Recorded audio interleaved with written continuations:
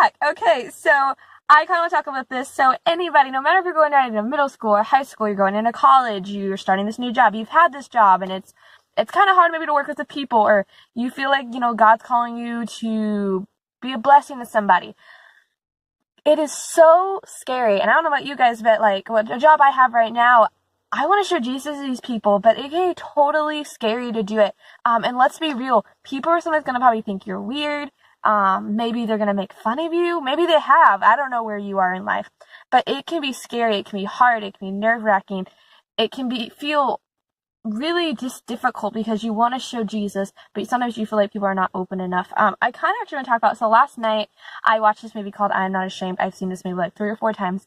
If you do not know what it is about, it's about a girl named Rachel Scott from the Columbine school shooting, and it was one of the victims. She did die in the terrible school shooting that happened. I don't remember the year it was. I think it might have been 1999. And many of you might have heard of it, but it's her story, and they were able to make the story based on the journal she left behind after her death. And so it's really hard to watch, and I cannot watch it without crying. And if you have not seen it, warning you that it is a very hard movie to watch, but it is such a great movie. So I encourage anybody to watch it, but just be aware that it is a really hard movie to watch. But it has such an incredible story, and she's changing people's lives around the world. And it's so cool that she's doing that. Jesus using such amazing ways. But the crazy thing is that in the movie, like I'm not going to try to give too much away, but in the movie, she goes through times that she wanted to show Jesus. She wanted to show Jesus in her school, but here's the thing, that people made fun of her, people thought she was weird, and it was rough, because many of us do not want to stand out that way. We don't want to seem weird, we don't want to make ourselves look bad. We just want to be loved and accepted and fit in. But here's the thing, is that sometimes living for Jesus isn't always going to be the coolest thing in school. It isn't going to be always the coolest talk of the town thing to talk about at work. It isn't always going to be the ongoing trend or whatever. It's just not always the coolest thing. And here's the thing, is that living for Jesus, despite the hard thing of doing it, and sometimes having to maybe let friendships go, or having to accept that people are going to probably think of you as weird, and there's other times too where you're going to meet people that are going to think it's so cool. Who knows, you might lead people to Jesus. You're going to have friends supporting you. I have those people in my life. But there's going to be other times maybe where people are just going to think you're weird, or they're going to make fun of you. And in that, it's so easy to want to fit it and just give up and just be like, okay, I'm done. I don't want to do this. I can't handle it. Here's the thing though, despite through all of it, and the movie reminded me of this, is that despite all of that, being popular, or I wrote down some things actually, and I was saying, the popularity, or always fitting in, or having the perfect appearance, getting perfect grades, or being accepted from the world, whatever it is all worthless in the end. Because when Jesus takes you home, if you are a Christian, ask God into your life, your home is not in this world, it is in heaven. And when Jesus takes you home, all of that's not going to matter if you fit it in, if you were considered the popular kid. It does not matter at the end of your life. What matters is that you lived for Jesus, is what's going to matter, is what's going to stick around. Something my mom always reminded me of, I'll never forget, she told me this. She says, would you rather, when you pass away, and when your time has come, would you rather people remember you, yeah, she always had, good looking hair, she's really popular too, or would you rather be remembered that she was loving, she was kind, she was compassionate, she always listened, she loved people? Which would you rather be remembered as?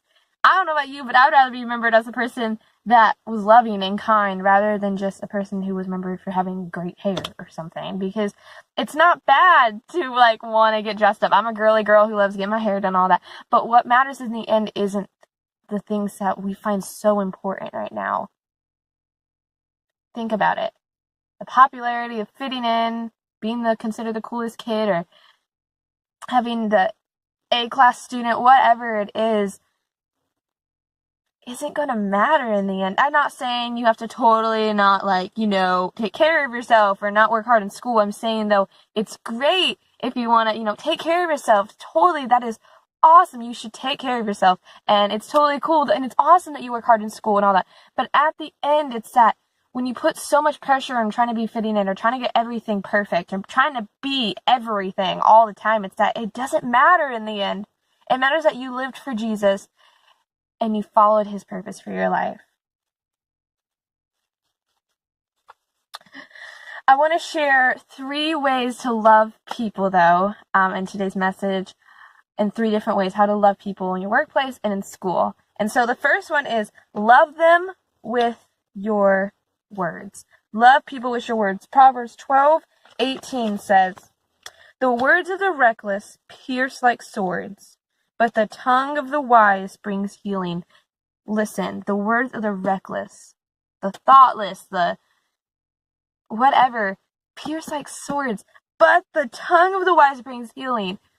We want to bring healing. I want to bring healing. I don't know about you, but I want to bring healing. Not totally pierce like someone through a sword. That's totally not what I want to do with my words.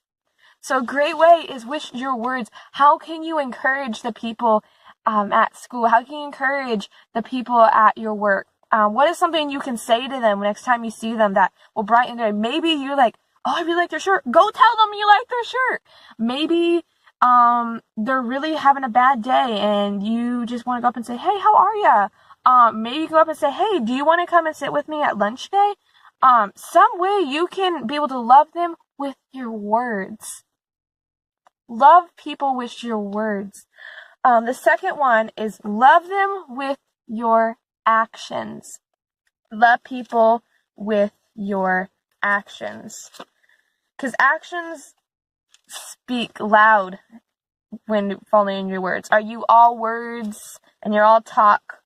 Or are you walking what you're saying? Anyone can say anything. They can say, like, "Yeah, I love you." How do you show them you love them, though? How do you show people you love them? John 3:18 says, "Dear children, let us not love with words or speech, but with actions and in truth." Encouraging people is incredibly important. Let me not get that wrong. God encourages us to encourage one another. It's that, is your words matching up with your actions? What you're saying, are you walking that? Or are you just all talk? Are you walking the talk? Listen, it is so cool. Like, and that could be, how can you walk your talk? Say, okay, I want to encourage this person. I love this person. How are you going to do it? How are you going to do it? Are you going to maybe write them a letter? Maybe you're going to write them an encouraging note. Maybe you can go give them a note in their locker. Maybe you can go sit with them at lunch when they're by themselves. Show them the love of Jesus with actions. Not only with words, but with actions as well, guys. As well. There was a day at work, and a girl I work with, my coworker, her mom, I complimented one of her things I loved in their store, and she makes it, and I said, "Oh, that's so cool." And so the very next day, though, she literally made me, it was a headband, super cute, like unicorn headband. It was so cute, and she makes a lot for kids, and so it's like, "Oh, that's so cute." Without me even asking or thinking about it, she totally surprised me by making me one the very next day. And it meant so much to me that she did that, and my mom is right here. Anyways, sorry, my mom came out, and so, anyways, as I was saying, though, she made me this headband without me even thinking about it, and it meant so much. It was such a small thing. She just made me a headband, but it meant so much, and I love that because we don't even have to do things that are huge. It's that the smallest things matter, because it's not that even the action of it mattered. It's that you thought of doing that, which goes on to our last one, which is love them with your thoughts. Love them with your thoughts. I love that. Philippians 4:8 says, "Finally, brothers and sisters, whatever is true, whatever is noble, whatever is right, whatever is pure, whatever is lovely, whatever is admirable, if anything is excellent or praiseworthy, think about such things." Think about things that are true, that are noble, that are right, that are pure, that are lovely, that is admirable, that are excellent, and that are praiseworthy. Think of such things is what we're called to do. In your thoughts, do it all. Think how you can bless them. Think of how God sees them. Think of, instead of, oh man, they're annoying, because they might be really hard to work with. They might be really hard to be in a classroom with, whatever the thing is. But instead, think the way Jesus would. Think the way God calls us to think. And that's not always easy. And so ask Jesus to give you true thoughts on the way you should think of this person, or how you can, and help him say, God, give me ideas, give me thought ideas, how I can bless this person, how I can love this person.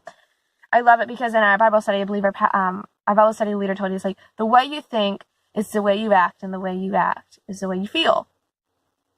It all starts with your thoughts. And so ask God to give you thoughts that are honorable to him. That is absolutely important. And so through it all, let's go through it one more time. It's that love them with your words, love them with your actions, and love them with your thoughts. And I ask Jesus, because without Jesus, we can do nothing. One last verse I want to share with you guys is 1 Timothy 4:12. Try to find the verse I was trying, and I could not find it because I had it down in my Bible, but I do not, where it just misplaced. I had a bookmark right here, but I don't know where it is. But it was the verse that says, do not let anyone look down on you because you are young, but set an example for all believers. And it goes through a list in different ways and areas. But anyways, set an example, guys. You guys are not too young to do that.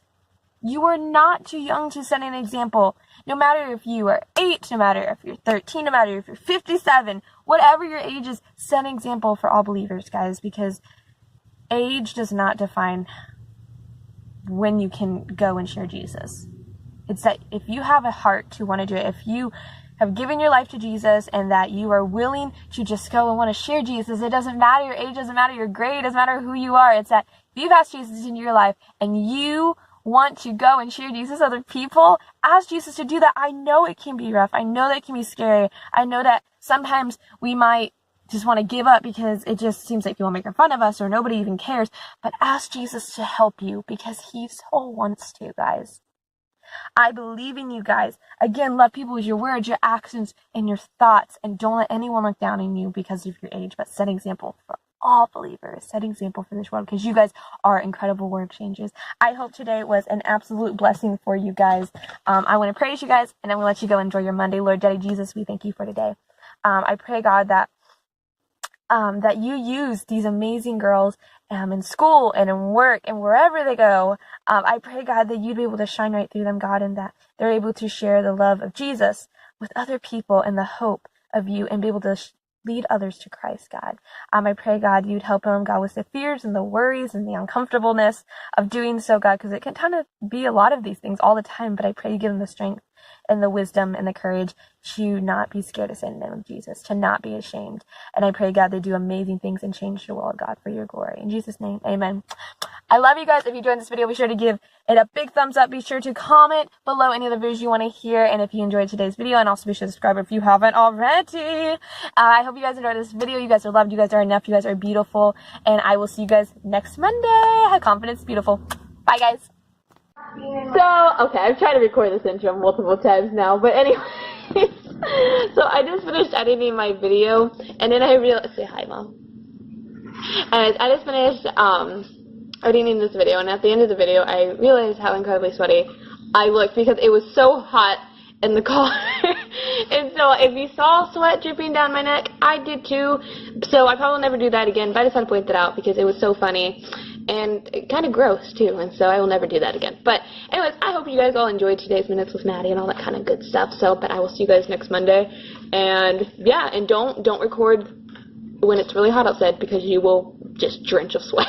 Okay, bye guys.